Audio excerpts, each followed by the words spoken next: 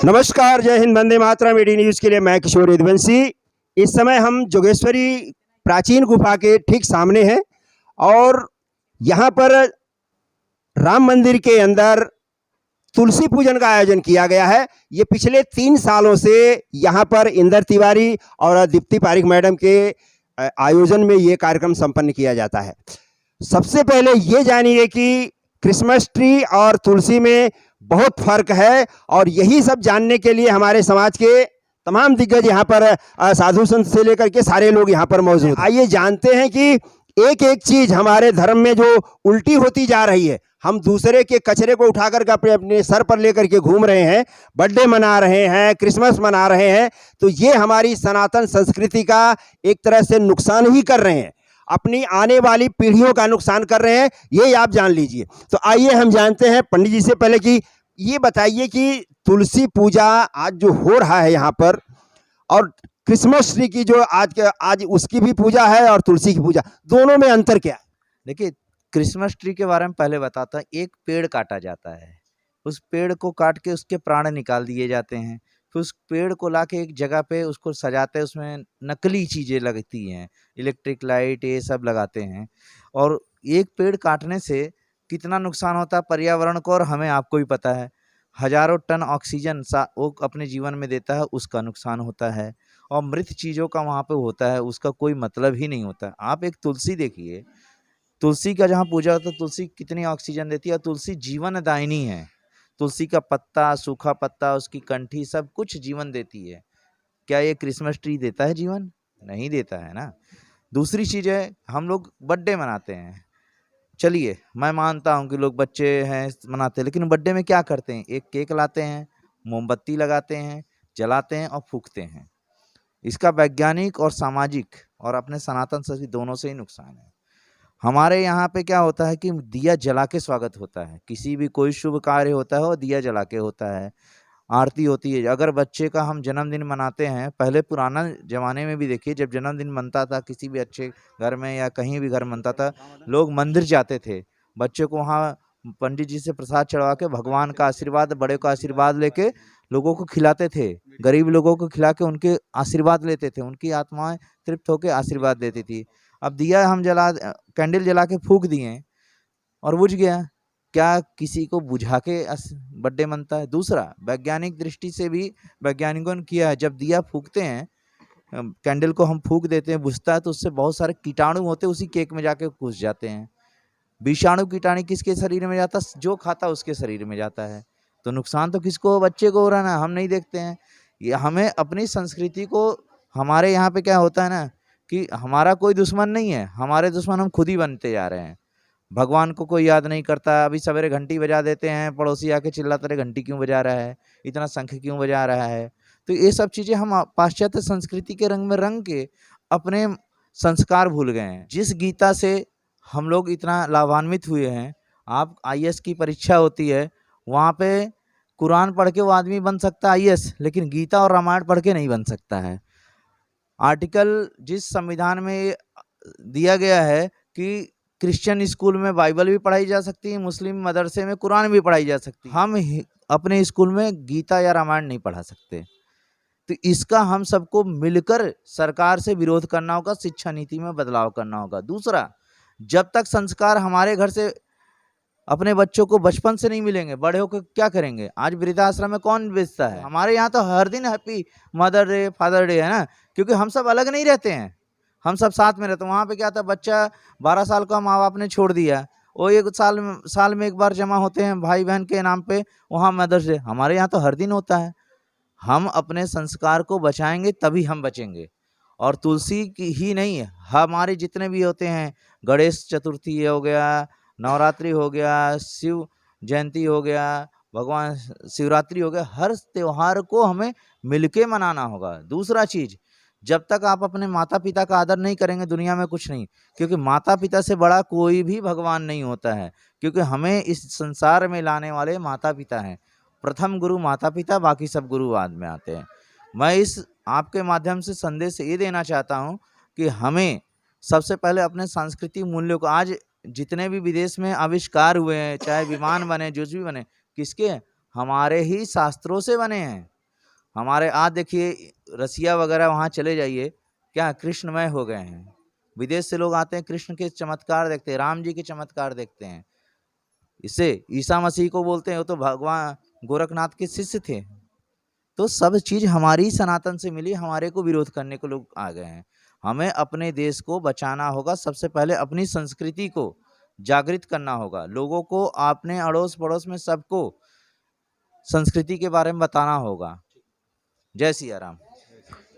इंदर जी, ये बताइए कि आपने जो कार्यक्रम आयोजित किया है, आगे का आपका और क्या प्रोग्राम है? इसके बाद आप क्या घर घर में लोगों को किस तरह से जागरूक करेंगे, जो आगे अगली साल आपको और ज़्यादा लोग आ सकें यहाँ? सबसे पहले तो अब मैं जितने भी आए हैं सभी को दिल से धन्यवाद करता हूं, और मेरा यही प्रोसीजर है कि मैं घर घर क्या हर एक दरवाजे दरवाजे पे जाके जो है सबको यही कहूँ कि भैया हमारी हिंदू संस्कृति बचा लो। और दूसरी बात, सोच रहा हूँ कि इस बार से जो है हम नया प्रोग्राम जो चालू कर रहे हैं, घर घर भगवा अभियान। इस बार हम लोग घर घर भगवा अभियान करेंगे, और मुंबई नहीं पूरे महाराष्ट्र में भी यही प्लान हम लोग। कुछ हमारे हिंदुत्व के बारे में बोलना है। उसके बाद हमारे नगर सेवक जी वाडेकर जी भी आ चुके हैं, इनके विषय में थोड़ी सी चर्चा करेंगे। उसके बाद पहले अशोक पांडे जी बोलते हैं, कुछ आके बोले अपने माइक पे। जय श्री राम। जय श्री राम। जय लड्डू गोपाल। आप सब इस कार्यक्रम में आए, इस कार्यक्रम की शोभा बनाए, सबका मैं हार्दिक रूप से अभिनंदन करता हूँ। और जो ये कार्यक्रम आयोजित हुआ है लोक हिंदू सेना के माध्यम से पूजन, एक बहुत ही बढ़िया कार्यक्रम है। हिंदुत्व को बढ़ाना है। हिंदुत्व का विरोध कोई और नहीं करता, हिंदू खुद करता है। क्योंकि हम बहुत सारे बच्चे देखते हैं, ना तो तिलक लगाते हैं, ना मंदिर जाते हैं, ना माता पिता जी के चरण छू के आशीर्वाद लेते हैं, हाय डैड, हाय मॉम, हाय पापा कर चल रहा है। तो जब हम अपने बच्चों को संस्कार देंगे तो ये संस्कार आगे चल के हमारे ही काम आएगा और किसी के नहीं काम। और रही बात है अपने संस्कृति को बढ़ाना, भगवान को याद करना, माता पिता जी को चरण स्पर्श करके ही करना चाहिए। और मैं ज्यादा कुछ नहीं कहूँगा, इतना कहूँगा कि अपने देश को, अपने संस्कृति को बचाना है तो हम सबको मिलकर अपनी संस्कृति का आदर करना होगा, आदर नहीं करना। जय श्री राम। वाडेकर साहब कुछ बोलेंगे तो जोर से तालियां बजाते हैं। जय श्री राम। हमारे देश के पूजनीय नेता श्रद्धेय अटल बिहारी वाजपेयी, इनका आज जन्मदिवस है। पूरे देश में इनकी जन्मतिथि संपन्न हो रही है। ये भी एक दूसरा अवसर है। इस अवसर पर आदरणीय गुरु जी तथा इनके सभी ये श्री रुद्ररूप हिंदू सेना के सभी पदाधिकारियों का मैं यहाँ सम्मान करता हूँ। लोगों को एक खाली मालूम है कि क्रिसमस होता है, नाताल होता है, बस। लेकिन एक अलग आज बहुत जगह पे तुलसी पूजन का कार्यक्रम रखा गया है, जो हिंदू राष्ट्र की तरफ अपना भारत बढ़ रहा है। ये इसका एक संकेत है कि आज भारत में मुझे मेरे जानकारी से 10,000 के ऊपर लोगों ने ये कार्यक्रम तुलसी पूजन का अलग अलग जगह पे किया कर रहे हैं। तो ये एक अपना एक पहला कदम है, समझो हिंदू राष्ट्र की तरफ अपन बढ़ रहे हैं। और मोदी जी बैठे हुए जो अपना आगे भी अपन ये जो अपने मन में संकल्प है कि हिंदू राष्ट्र होना चाहिए वो पूरा करेंगे। तो ऊपर की टीम अच्छी बैठी हुई है। मैं आज भारतीय जनता पार्टी की तरफ से इंद्रमणि को कुछ भी इस काम में कुछ भी सहयोग रहेगा तो हमारी पार्टी की तरफ से हम सहयोग करेंगे। मैं इनको कम से कम 15 साल से पहचानता हूँ। तो एक काम है कि जोश जो है ना ये आदमी में बहुत जोश है। तो इसका और ये जोश का इन्होंने अच्छे काम के लिए सभी उपयोग कर रहे हैं, ये बड़ी बात है। तो जोश का बहुत कुछ गलत काम होता है, लेकिन इन्होंने हिंदू राष्ट्र के लिए ये जोश का जो उपयोग कर रहे हैं उसके लिए मैं इनको बहुत बहुत शुभेच्छा देता हूँ। और आप सभी को तुलसी पूजन की बहुत सारी शुभेच्छा। हमारे राष्ट्रीय उपाध्यक्ष काशी प्रसाद पंडित जी आ गए हैं। जय श्री राम भाई, जय श्री राम। हमारे दीप्ति पारिक राष्ट्रीय महिला अध्यक्ष 2 शब्द वो बोलेंगे, जरा उनके वचनों से जरा हम अपनी महिलाओं का प्रेरणा देते हैं, देखते हैं। जय श्री राम। हमने फर्स्ट प्रोग्राम चालू किया था 3 साल पहले मेघवाड़ी चौकी वहाँ राम मंदिर के पास में। उसके बाद हमने सेकेंड प्रोग्राम वापस यहाँ पर ही किया था। उसके बाद आज हमने वापस प्रोग्राम रखा है यहाँ पे। तो मैं यही कहना चाहूँगी कि तुलसी पूजन हर कोई मनाता है, पर हिंदू धर्म के हिसाब से तो कभी भूल भी चुका है, क्योंकि सबको पता है कि 25 तारीख को आता है, तो सबको ये लगता है कि क्रिसमस है और हर कोई क्रिसमस ही मनाने जाता है, कोई तुलसी पूजन नहीं करने जाता है। हम क्या करते हैं, उनकी ट्री को सजाते हैं, उनकी ट्री को पूरे फूलों से सजाते हैं, पूरे फूल लगाते, कुछ करके वो लोग सजावट करते हैं। तो महत्व हमारी तुलसी का ये इसको पता है नहीं पता है, तो हमारी तुलसी को हमें भूल ही चुका है। और उसकी मट्टी से लेके उसकी सूखी हुई काड़ी तक वो हमारे काम आती है, सूखे पत्तों से लेके उसके पूरे हरे हरे पत्ते भी हमें काम आते हैं। उसकी पूजा करने के लिए हमें तुलसी लगती है, तो तुलसी का महत्व हमें ज्यादा करना है, हमें जगाना है। तो इसीलिए हमने ये प्रोग्राम रखा हुआ है। राष्ट्रीय इंद्रमणि तिवारी जी है, इन्होंने 3 साल पहले मुझसे कहा था कि क्या किया जाए, क्रिसमस के दिन कुछ किया जाए। मैंने कहा हाँ चलते हैं ना, तुलसी पूजन का आयोजन करते हैं। तो हम लोगों ने तब से आयोजन किया है और अभी हम चाहते हैं कि इस तरह हर साल हम तुलसी पूजन का आयोजन करते रहेंगे।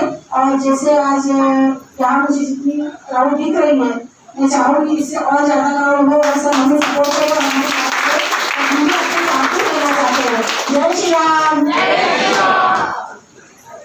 तुलसी के बारे में जो महत्व बताया, एक महत्व और मैं मान सकता हूँ। अगर किसी भी इंसान के गले में तुलसी की माला है रेशम के धागे में, उसकी अकाल मृत्यु का व्यक्त करना ये शास्त्रों में बनी और भगवान के समीप होता है। जब हम कोई भी जल ग्रहण करते हैं, अगर उसमें तुलसी का पत्ता डाल देते हैं तो वो जल ही अमृत हो जाता है। और सबके घर में तुलसी तो होगी, पूजा तो सभी करते हैं, मंत्र बहुत कम। तुलसी के पत्ते से अगर हम गले में उसको चबाना नहीं चाहिए, निगलना चाहिए, गले के सारे संबंधी रोग खत्म हो जाएंगे। बोलो तुलसी मैया की,